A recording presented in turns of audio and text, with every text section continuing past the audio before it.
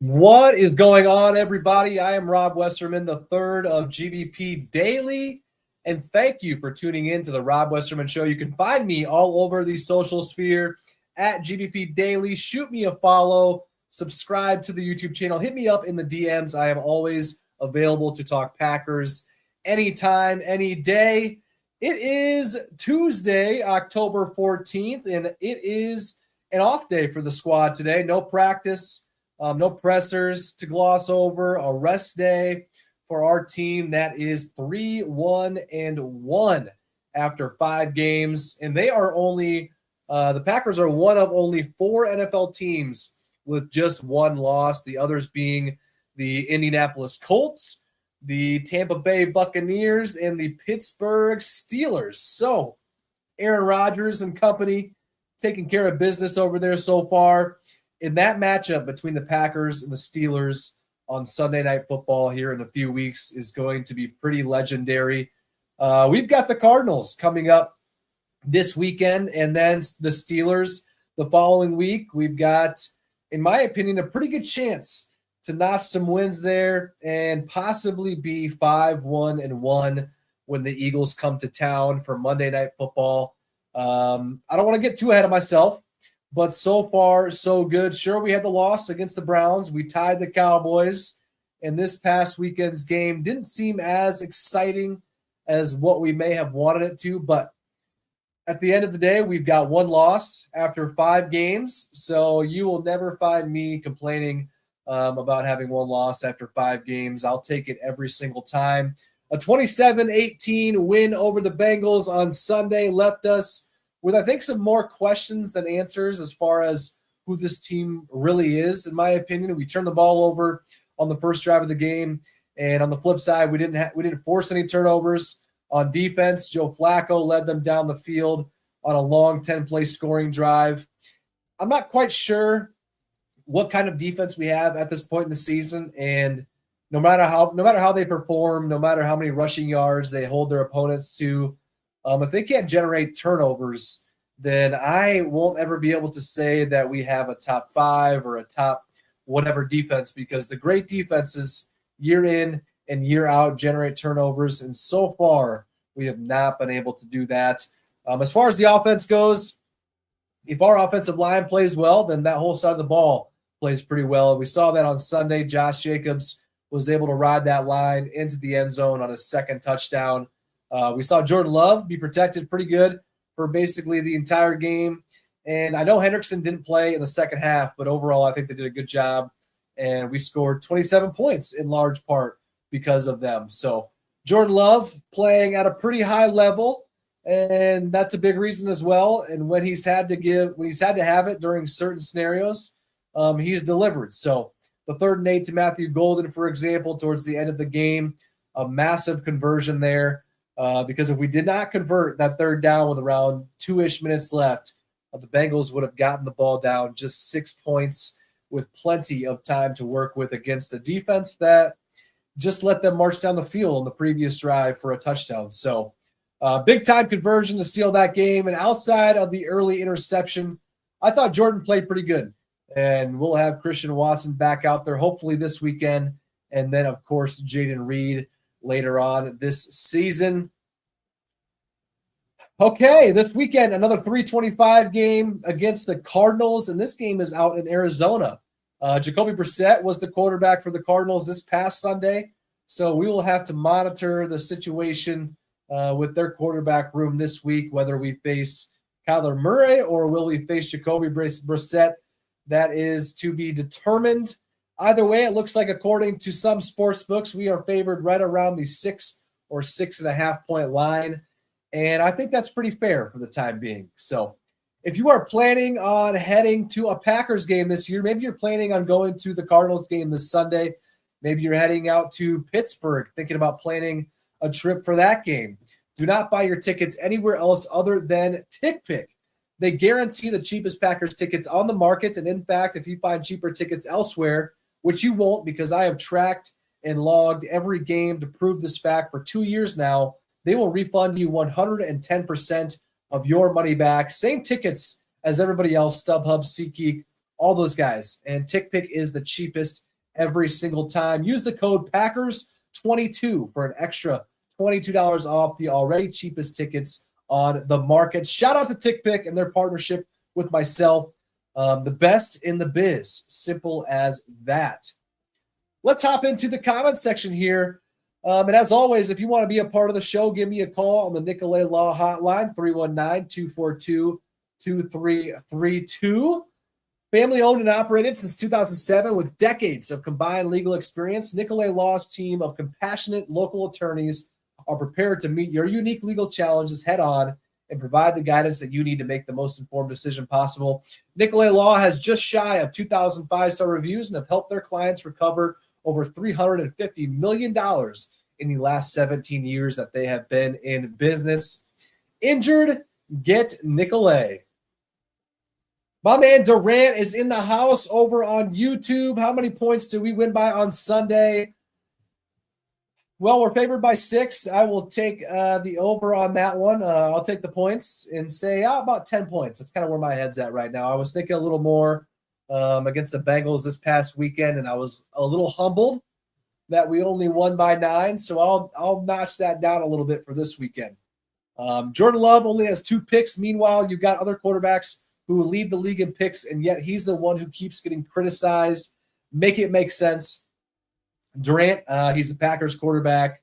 He's following Aaron Rodgers in the greatness of footsteps that he's trying to fill as far as from our perspective. But, he gets criticized quite a bit, right? Most of it I feel like comes from our own fan base, which I understand because, we've been so used to Brett Favre, Aaron Rodgers, just greatness at the quarterback position. And although Jordan Love has played very well, in my opinion, especially this year, last year he was hurt, so it's hard to really say for that year. And then the end of the 2023 year, he was playing lights out. I'm happy with the quarter. I'm happy with his performance this year. I'm glad he's our quarterback. I look forward to him continuing to play well. So ignore the noise, ignore the hate, and just keep on enjoying the show. He's been balling out, 9 touchdowns, 2 picks. He's doing pretty dang good, and I'm loving every second of it. So thank you, Durant. My man, King AJ in the house, as always. Missing Wyatt is showing up big time. Now with LVN possibly missing some time, good thing is Watson should be back, so I expect to see a speed package with Savion, Golden, and Watson. I hope so, King AJ. The thing is Savion Williams played, 8 snaps last weekend? So with Christian coming back, I'm not so sure that he'll see an uptick in the snap count. We'll see. But, speed package with those guys would be fun, right? Unless you're playing with 4 wide receivers, I don't see Romeo Doubs being taken off the field. So the 4 wide receiver set, that would kind of be where we see Savion. But that's probably Dontavian Wicks' spot. But he's also got that ankle injury. So interesting to monitor that as we go about this weekend. Thank you, King AJ. Appreciate you. Jason, do you think we'll see Christian Watson on Sunday? I think so. I figured even after him practicing all week last week that they were probably going to hold him off on letting him go against the Bengals. So give him a couple weeks of practice, and then hopefully we'll see him out there in some capacity this weekend against Arizona. And we'll see tomorrow if he's back out there at practice, which I do expect him to be.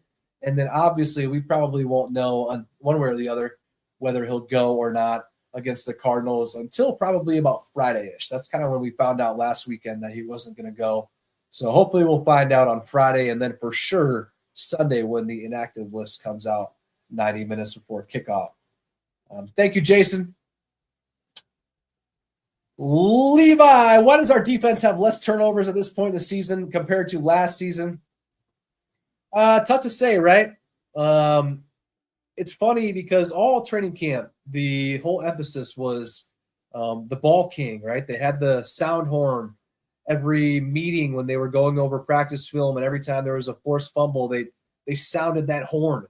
And there was a huge emphasis on punching the ball out, going to get the ball in the air while it's in the air. And that has not translated one bit to the regular season. We've had 2 turnovers in 5 games. And one of those turnovers was the Xavier McKinney interception before the half. That was really just an arm punt by Joe Flacco. And really, we would have benefited more if he would have just batted that down. So technically, we've only had basically one real turnover, and that was Evan Williams' interception week 1 against Detroit. So, yeah, it's unfortunate. It makes for these games to be more close than what they are because we have the same amount of drives. And in some cases, we have less because we're losing the turnover battle. Just like last weekend, we were -1. Jordan Love's interception on the first drive of the game. And, yeah, we're not getting the ball back. We're not getting our defense off the field. That's why you're seeing these long 10-play whatever drives in the second half. Our defense is tired from being out there constantly with not forcing any turnovers. So gotta get some turnovers. I'm sick of turnovers are my favorite part of the game. And we haven't had basically any this entire season. So whatever they were doing during training camp clearly is not translating to the regular season. Hopefully that changes this weekend against the Cardinals. So thank you, Levi, for hopping in. Appreciate you, my man. Aaron, does the Josh Jacobs workload worry you? Aaron, I actually talked about this yesterday. Josh Jacobs clearly led the way in snaps in Sunday's game among the running backs with 48 snaps. Emmanuel Wilson had 11 snaps, and Chris Brooks had just 5 snaps. So, yeah, it's the Josh Jacobs show for, just about everything besides a few plays here and there. And, yeah, I'm a little concerned because it is a super long season. He's one of, the most important players on our team.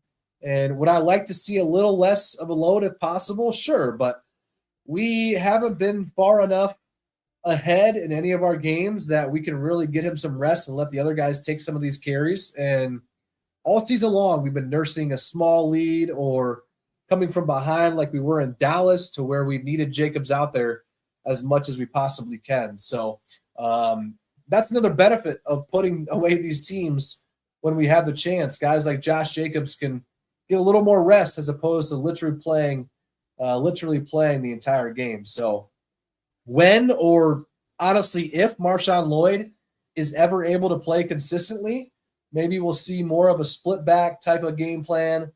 But who knows if that's even a possibility at this point, because, yeah, he hurt his hamstring back in August and is still unable to practice, which is unfortunate because, yeah, the thought of them two being the two-headed monster at running back gets me pretty amped up, but hasn't been a possibility so far. So hopefully he can heal up and get out there because we haven't seen much from Lloyd really since we drafted him due to the injuries he's had. So thank you, Aaron. Appreciate you.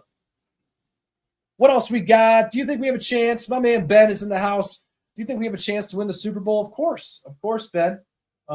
If we were 0-5, I'd be like, hell yeah. But yeah, I think we're the favorites out of the NFC right now, or if not the second favorites. Last I checked, it's either between us, the Buccaneers, Lions, and the Eagles. I think right now we have the best chance of winning the NFC. So long season, right? Anything can happen, good or bad. And as of right now, though, Ben, I think we do. Yep. Thanks for hopping in, my man. Appreciate you. Trent, you're a Brewers fan, right? Absolutely, Trent. True Blue Brew Crew, baby. The game last night was tough, though. I will say I for sure would have loved for Turang to take that pitch in the leg, but I do understand that it was probably his instincts that took him out of the way of that one. And, man, if he would have got walked, that would have brought in the tying run, and who knows what would have happened afterwards. But that's all right, though. Blake Snell will not be pitching tonight. Thankfully, he was just dealing last night. So hopefully we can snag a win tonight before heading out to L.A. All right, guys, that is a good place to stop. Go Brew Crew tonight. Thanks again for tuning in. Always love talking Packers with you guys. Hit me up on social media at GBP Daily. Subscribe to the YouTube channel. Any sort of interaction helps myself and helps the page. I will be back and at it again tomorrow. Thank you again for tuning in, and I'll catch you guys later. Thank you.